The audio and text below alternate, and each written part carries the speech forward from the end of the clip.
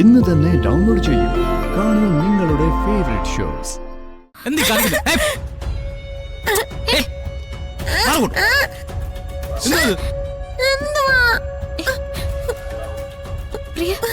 നീ എന്തിനാണ് ഇപ്പൊ ഇതിനകത്തോട് കയറി വന്നേ?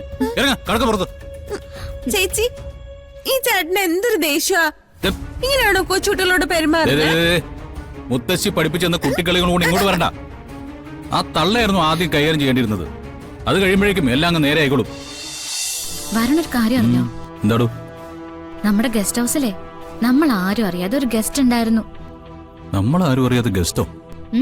അതെ, ആ ഗസ്റ്റിന് കൃത്യം നേരത്തെ ഏട്ടത്തി ഭക്ഷണം കൊടുത്തിരുന്നു. എനിക്കൊരു സംശയം തോന്നി. ഞാൻ അമ്മയും മുത്തശ്ശിയൊക്കെ കൂട്ടി പിന്നാലെ പോയി നോക്കിയതാ. അവനാണോ ഗൗതം? അല്ല, ചെറിയമ്മ. ചെറിയമ്മയോ? എന്നിട്ട് അവരിപ്പോഴും അവിടെ തന്നെ ഉണ്ടോ? ഇല്ല, അമ്മ തല്ലിയിറക്കി വിട്ടു. പക്ഷേ വിചിത്രമായിട്ടുള്ള കാര്യം അതല്ല. ഏട്ടത്തിയുടെ അടുത്ത് വന്ന് ചോദിച്ചപ്പോ ഏട്ടത്തി ഒന്നും അറിഞ്ഞിട്ടില്ല എന്നാ പറഞ്ഞു. ഏട്ടത്തി ചെറിയമ്മ ഇവിടെ പാർപ്പിച്ചതിനും ഭക്ഷണം കൊടുത്തതിനും ഒക്കെ തെളിവുണ്ടോന്നാ എന്നോട് ചോദിച്ചേ. നീ സാധാരണ വീഡിയോ എടുക്കുന്നവളല്ലേ, അത് കാണിക്കാനാ പറഞ്ഞേ. എന്നിട്ട് അമ്മയൊന്നും പറഞ്ഞില്ലേ? അല്ല, അമ്മയുടെ കാരണത്തിലാണല്ലോ ഏട്ടത്തി ഇവിടെ കിടക്കുന്നത്. ആ അതെ, വരുൺ. ഏട്ടത്തി നന്നാവെങ്കിൽ നന്നായിക്കോട്ടെ എന്ന് എല്ലാരും കരുതി കാണും. പക്ഷെ തെറ്റ് പറ്റിപ്പോയി. ചെറിയമ്മയും ഗൗതമനെയും പുറത്താക്കി ആ നിമിഷം തന്നെ ഏട്ടത്തെയും പുറത്താക്കണായിരുന്നു. ഇതൊന്നും അറിയാതെ ഏട്ടൻ ഇപ്പോഴും ഏട്ടത്തെ സ്നേഹിക്കുക. അത് കാണുമ്പോഴാണ് സങ്കടം സഹിക്കാൻ പറ്റാതാവുന്നത്. ഇറക്കി വിടുകയല്ല, കൊല്ലുക വേണ്ട നാശത്തിനെ. വരണേ, നിക്ക്. തൽക്കാലം ഒരു പ്രശ്നം ഉണ്ടാക്കണ്ട. അമ്മയ്ക്ക് കാര്യങ്ങളൊക്കെ ബോധ്യപ്പെട്ടിട്ടുണ്ട്. അമ്മ എങ്ങനെയാണെന്ന് വെച്ചാൽ അത് കൈകാര്യം ചെയ്തോട്ടെ. കാരണവന്മാരെ അനുസരിക്കുന്നൊക്കെ നല്ലത് തന്നെയാ.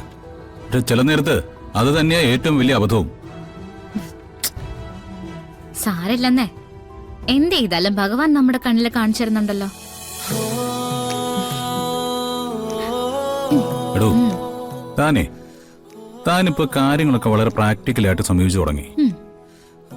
സത്യത്തില് ഇതായിരുന്നു ഞാൻ പ്രതീക്ഷിച്ചിരുന്ന കൂട്ട്. താൻ അടുത്തുള്ളപ്പോ ഞാൻ ജീവിതത്തിൽ ഏറ്റവും നല്ല നിമിഷങ്ങളിലൂടെയാ കടന്നു പോകുന്നത്.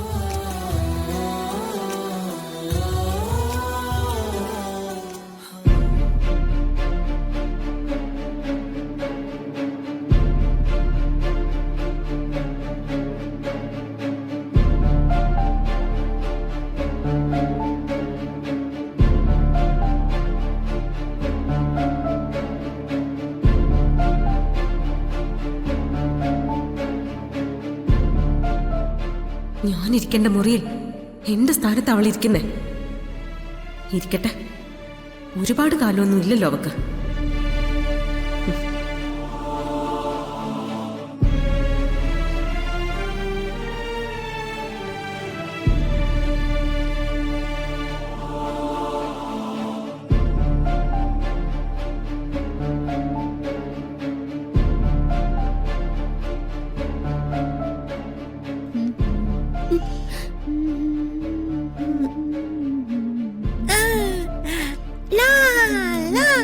ചേച്ചി, ചേച്ചി,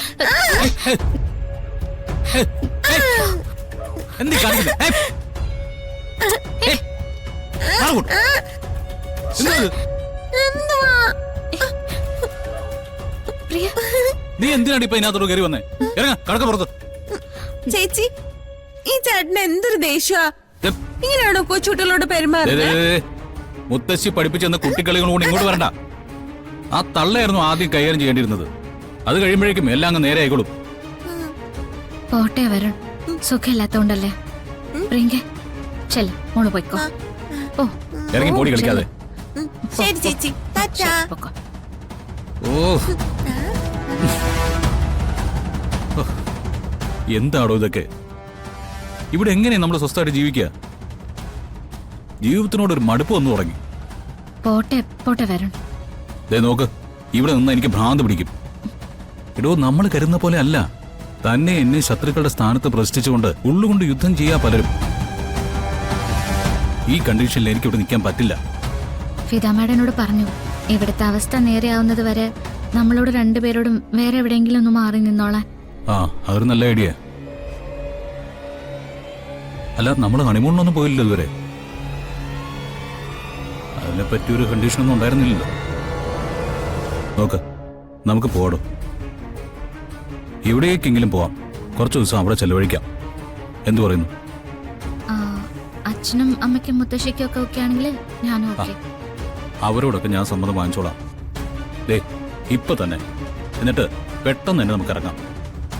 ആദ്യം കുറച്ച് സാധനങ്ങളൊക്കെ പർച്ചേസ് ചെയ്യാനുണ്ട്. എന്തിന്?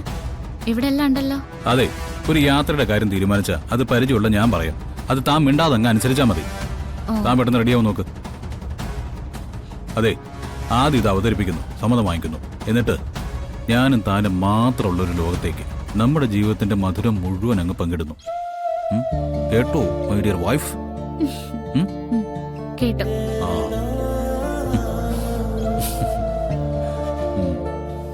ചെല്ല്. അതെന്തായാലും നന്നായി മക്കളെ. അത് നല്ലൊരു തീരുമാനമാണ്. കുറച്ചു ദിവസം എന്തായാലും നിങ്ങളൊന്ന് മാറി നിൽക്ക്. നിങ്ങളുടെ മനസ്സ് നന്നാവുമെന്ന് മാത്രമല്ല, ഇവിടുത്തെ മൊത്തം അവസ്ഥയും മാറും. മുത്തശ്ശി, ഞങ്ങളെ അത്യാവശ്യ സാധനം വാങ്ങാൻ വേണ്ടി ഇറങ്ങുക. മുത്തശ്ശിക്ക് എടുക്കണ്ടേ സാധനങ്ങള് യാത്രക്കുള്ളത്? അതിന് ഞാനെവിടെ പോകുന്നു? മുത്തശ്ശി ഞങ്ങളുടെ ഒപ്പം വന്നോ? നമുക്ക് ഒന്നിച്ചു പോവല്ലോ. ലോകത്ത് ആദ്യമായിരിക്കും ഒരു ഭാര്യയും ഭർത്താവും ഹണിമൂണിന് പോകുമ്പോ മുത്തശ്ശിയെ കൂട്ടിനെ വിളിക്കുന്നത്. എന്തൊരു പൊട്ടിയടി നീ. മുത്തശ്ശി കൂടെ ഉണ്ടെങ്കിൽ ഞങ്ങൾക്ക് സന്തോഷം മാത്രമേ ഉള്ളൂ. എടാ എടാ, ഈ യാത്രയ്ക്ക് പോകുമ്പോ ആണുങ്ങളുടെ മനസ്സ് എനിക്കറിയാം. പിന്നെ നീ മോളെ കേൾപ്പിക്കാൻ വേണ്ടി എന്നെ യാത്രയ്ക്ക് വിളിക്കണ്ട. അയ്യേ, ഞാൻ ആദ്യം കേൾപ്പിക്കാൻ വേണ്ടി പറഞ്ഞൊന്നുമല്ല. മുത്തശ്ശി ഞങ്ങളുടെ ഫ്രണ്ട് അല്ലേ? അപ്പൊ ഫ്രണ്ട് എങ്ങനെയാ ഞങ്ങളുടെ സന്തോഷത്തിന് തടസ്സമാവുന്നേ? എടാ, ഫ്രണ്ട് ആയാലും ഫാമിലി ആയാലും ശരി, ഭാര്യ ഭർത്തൃ ബന്ധത്തിനിടയില് ആരായാലും ശല്യാവും. ഇതിപ്പോ നിങ്ങൾക്ക് വീണ് കിട്ടിയ ഒരു അവസരം. അതിന് എത്രമാത്രം സന്തോഷിക്കാമോ അത്രമാത്രം സന്തോഷിക്കാം. എത്ര സ്ഥലങ്ങളിൽ പോവാമോ അത്രമാത്രം സ്ഥലങ്ങളിൽ പോവാം. ജീവിച്ച ചുറ്റുപാടുകളല്ലാതെ വേറൊന്നും എന്റെ മോള് കണ്ടിട്ടില്ലല്ലോ.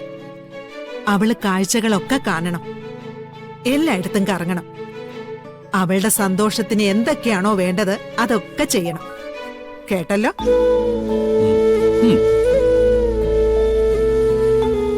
എന്നാ പിന്നെ മുത്തശ്ശി, ഞങ്ങൾ പോയിട്ട് വരട്ടെ. പോയിട്ട് വാടാ. പിന്നെ എപ്പ ഇറങ്ങാനാ ഉദ്ദേശിക്കുന്നേ? നാളെ രാവിലെ തന്നെ.